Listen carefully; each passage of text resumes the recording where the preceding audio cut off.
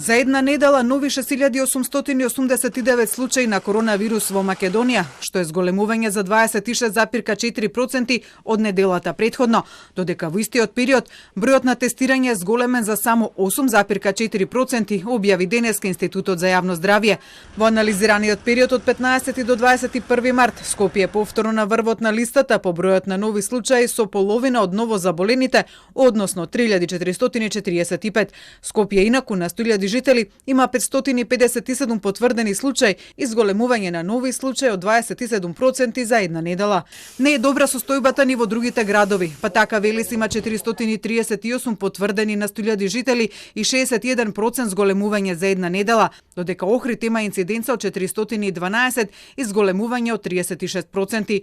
Битола пак е со 237 потврдени на 100.000 жители, но 50% зголемување за една недела. Најголема неделна инциденца има Неготино со 899 потврдени на 100.000 жители, а со неделен пораст од 11%. Со многу помала инциденца на 100.000 жители се на пример Делчево и Виница со 173 и 135, но затоа имаат зголемување од 300 и 333% на ново заболени за една недела. Според возраста на заболените најголем број се на возраст над 60 години со 25,7%, пошто следат тие на возраст од 30 до 39 години со 18,9%, па они од 40 до 49 години со 18,4%. Најголем процент на зголемување во возрастните групи за една недела пак е забележано кај децата од 10 до 19 години и тоа за една третина, а од 50 до 59 и 40 до 49 години имаат зголемување од 33, односно 30%.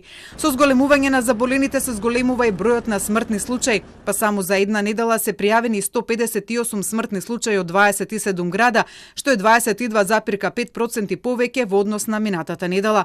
Во моментов пак во ковид центрите низ земјава се лекуваат 1392 пациенти од последици на вирусот, од кои во Скопје 569, а слободни се околу 300 кревети, од кои до утрово во Скопје слободни биле 70 болнички кревети. И додека бројот на ново заболени, но и на починати се зголемија за околу 1/4 за една недела, мерките на Комисијата за заразни болести и на владата за запирање на новиот бран од пандемијата остануваат исти.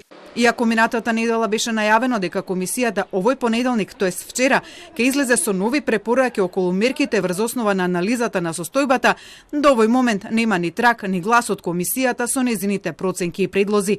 Владата пак вчера само донесе одлука за останување во сила на полицискиот час од 22 часот навечер до 5 часот изутрина.